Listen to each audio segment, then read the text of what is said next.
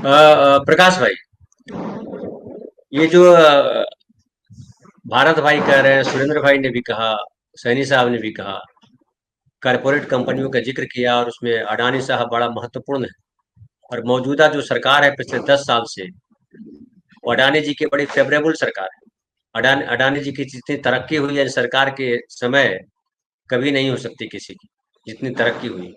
अब राहुल गांधी आरोप लगाते हैं या और कोई लगाते हैं, लेकिन सब लोग जानते हैं। लेकिन ये भी कहा जाता है कि अडानी जी से शरद पवार के भी बड़े अच्छे संबंध हैं। शरद पवार जी ही नहीं कहा था कि अरे जेपीसी करके क्या होगा, तब बड़ी आलोचना हुई थी शरद पवार जी की।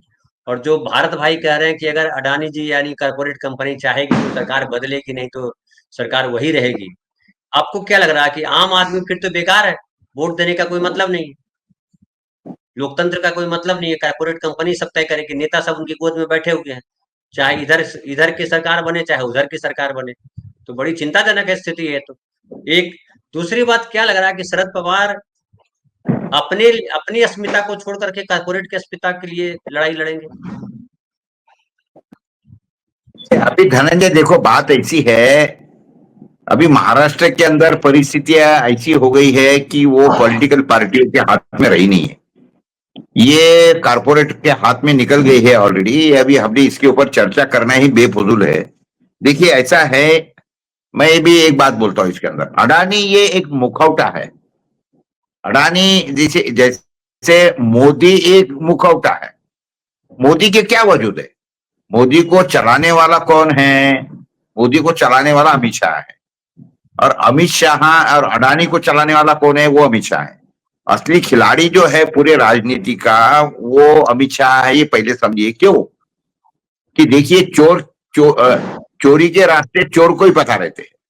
तो उसी तरीके से अमित शाह तो आपको मालूम है तड़ीवार आदमी है। उसने कायदा का कानून जो है ये घोल के पी गया है।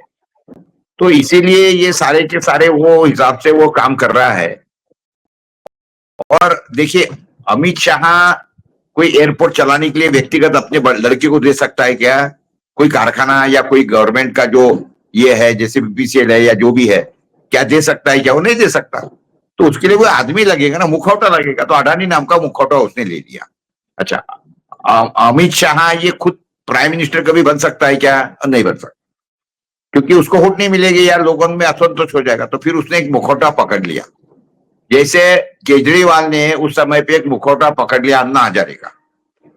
तो इसीलिए इस तरीके से इन्होंने एक मुखौटा पकड़ लिया अपना मोदी का। मोदी के पीछे रह के ये सत्ता चला रहे हैं। और उसी तरीके से अदानी को की संपत्ति जो है,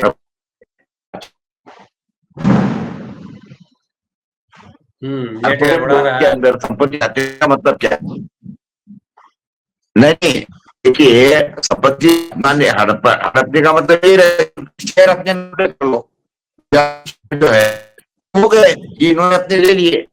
कोई समझ लो आज की घड़ी में बाजार शेयर की कीमत 500 या 1000 रुपए, लेकिन अगर कंपनी का तय करता है कि फलाने फलाने इतने शेयर बढ़ाओ और उसके बाद में उसमें से इतने शेयर 10 रुपए में, यानी बेसिक कॉस्ट के ऊपर, ये इनको फलाने को दे दो, वो तो कोई नहीं रोक सकता उसको, क्योंकि प्राइवेट कंपनी है, गवर्नमेंट कंपनी थोड़ी है ये सारी।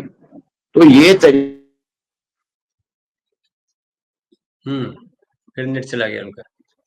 गांव में यही प्रॉब्लम है। सैनी साहब, मैं छोटी सी टिप्पणी आपसे चाहूंगा कि आप तो लंबे समय से देख रहे हैं देश की राजनीति को, इंदिरा गांधी की राजनीति को भी देखा, जवाहरलाल नेहरू जी की राजनीति को भी देखा, गठबंधनों की सरकार थी उसको भी देखा। ये कैसे अलग है?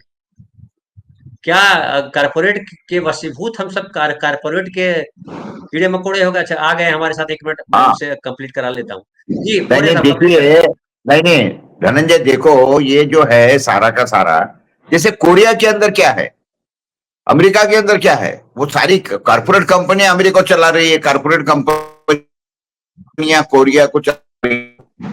तो ये मॉडल अच्छा है ना पॉलिटिशियन लोगों को, ये मॉडल बहुत अच्छा है। कौन झंझट पालेगा साला? उससे बेटर है कि कारपोरेट किताबें में दे दो और उनको। तो ये क्या है मालूम है कि अभी एक घिनौना, और ये सारी अभी out of common man control हो गए। आप क्या बात कर रहे हो? अभी ये इनके हाथ में थोड़ी रहा है। ये सारी कारपोरेट कंपनियां मिला के, अडानी है, अंबानी है, टाटा है, बिरला है, ये जितनी भी बड़ी कंपनियां हैं ना, ये सारी की सारी अभी सरकार को चला रही है। वो उनको जैसा चाहिए वैसा बजट के अंदर सारी प्रोविजन करती है। मुझे बताइए, इनकम टैक्स का स्लैब कॉमन आदमी के ऊपर करीब करीब 30% प्लस कुछ है, यानी 34-35%, और कारपोरेट कंपनियों के लिए 15%। जीएसटी का भी उसी तरीके से है। ये क्या बताता है सारा का सारा? कारपोरेट कंपनियों के लोन व्यवहार हो रहे हैं, किसानों के लोन व्यवहार नहीं हो रहे। क्या यानी मैं बता रहा हूं कि हमारी ये सारी बातें करना या इसके बारे में सोचना ये है कि हम लोग काफी अडानी हैं इसके बारे में। अडानी माने वी आर असमझ ना समझ लोग है। ये ऑलरेडी सारा हो गया यार। अभी देखो, हमारे हाथ में, तुम्हारे हाथ में कुछ नहीं बचा है।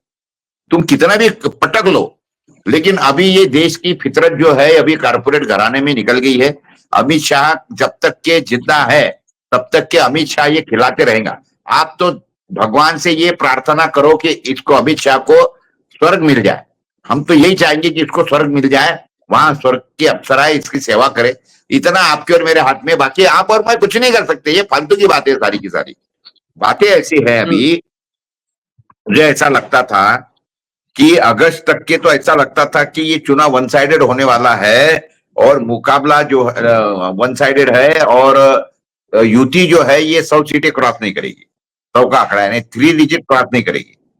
लेकिन अभी आपको भी मालूम है, अभी कांटे की टक्कर हो गई है महाराष्ट्र के अंदर। इन्होंने जिस तरीके से ये लाडली बहना और ये सारा चला दिया, और जिस तरीके से सीटें बटी है, टिकटें बटी है, ये सारी के सारे एडजस्टमेंट की सीटें हैं। अरे मैं बताता हूं, आघाड़ी के अंदर Nana Patole is playing on the, क्या बोलते हैं उसको, नाना पटोले ये खुद ही बीजेपी के इशारों पे खेल रहा है। जिस तरीके से सीटें बांटी है नाना पटोले ने, क्या आपको क्या लगता है नाना पटोले ये कांग्रेस का प्रेसिडेंट है? भला ही कांग्रेस का प्रेसिडेंट है, लेकिन मोदी ने उसको भेजा है कि तुम हमारे से झगड़े का नाटक करो और जाके कांग्रेस की कमान संभाल लो। देखिए, राजनीति भयंकर गंदी हो गई है। मैं मानता ही नहीं हूं कि नाना पटोले बीजेपी का क्या बोलते हो, तो कांग्रेस का प्रेसिडेंट है।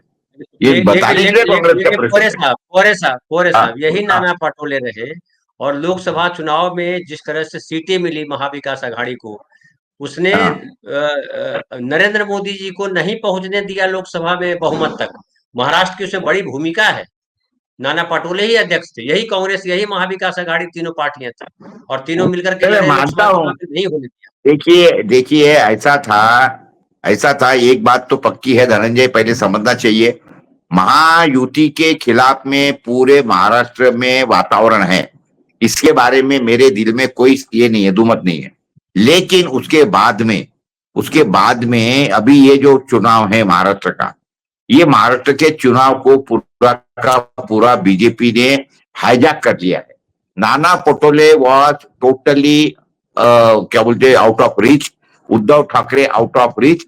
Sharad Pawar was the only man. Sharad Pawar is the only man who was available, who is available. बाकी उद्धव ठाकरे नहीं मिल रहा था, नाना पटोले का फोन आउट ऑफ कंट्रोल था।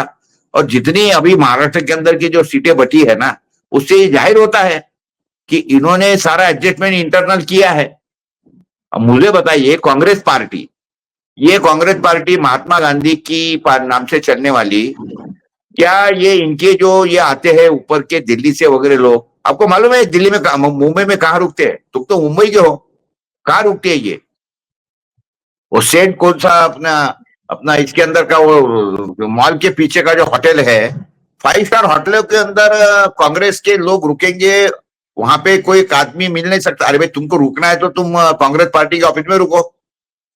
इनको जाके मिलना अगर है तो 5 स्टार होटलों के अंदर जाके अगर रुकना है। ये कांग्रेस पार्टी थोड़ी रही है यार सारी। ये देखिए, हर एक आदमी की एक अलग अलग दुकान है। नाना पटोले की अलग दुकान है, बाकी वो चेनी थला की अलग दुकान है, वो मुकुल वासनिक की अलग दुकान है। ये अपनी अपनी दुकान लेके बैठे हैं। अगर ये दुकान का गिराई वो दुकान में गया तो उसको गुस्सा आ जाता है, फिर वो उसकी सीटें काटने की प्रयत्न करते हैं। इन्होंने जो सीटें बांटी है ना, ये सारी सीटें हारने के लिए है।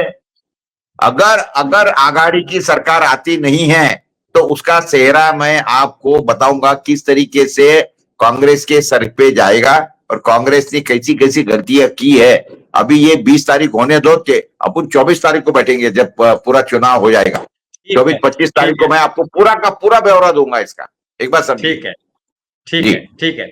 मैं और आता क्या हूँ हुआ है, देखिए नहीं नहीं 1 मिनट दो मुझे, और एक ऐसा है देखिए, क्योंकि मैं निकल जाऊंगा अभी, बीवी चिल्ला रही है, खाने खाने के लिए बैठी है बेचारी। तो हाँ, नहीं अभी क्या है देखिए, देखिए बातें ऐसी है कि बीजेपी ये 24/7/365 डेज वोटिंग क्या बोलते हैं उसको, इलेक्शन मोड पे रहती है। कांग्रेस वाले क्या है यार, एंजॉय, उनको ऐसा लगता है कि लोग नाराज हो गए ना बीजेपी से, कहा जाएंगे साले, हमारे तरफ भी आ जाने वाले हैं, कहा जाएंगे, मरेंगे साले मेरे पास, हमारे पास में। ये लोगों को समझता नहीं है। बीजेपी ने बराबर देखिए लोगों के वोटर लिस्ट से नाम हटा दिए, एक तो दूसरा और क्या कर दिया, वोटर के अंदर दूसरे नाम घुसा दिए। क्या ये कांग्रेस ने किया है क्या, क्या किया? अरे इनके पास में तो मोहल्ले के जो बोलते हैं ना, बीजेपी के पास में तो पहले पन्ना प्रमुख था, यानी पन्ने का ये इधर से एक पन्ना उधर से एक पन्ना, इसको मिला के दो साइड मिला के पन्ना था। अभी उन्होंने क्या कर दिया, उन्होंने आधा पन्ना कर दिया, वन साइडेड, भैया तू एक साइडेड, कि यही पन्ने के ऊपर जितने 15-20 लोग हैं ना, इन्हीं को लाने का रखने का ये काम तू कर। ये ग्राउंड लेवल पे काम करने वाली पार्टी है।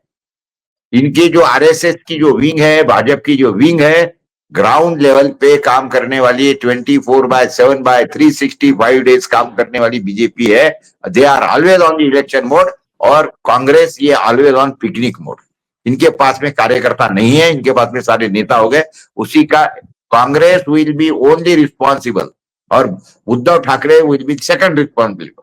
शरद Pawar is trying is level best, लेकिन अब अकेला शरद पवार करेंगे क्या, ये बातें समझने लायक है हमको। जी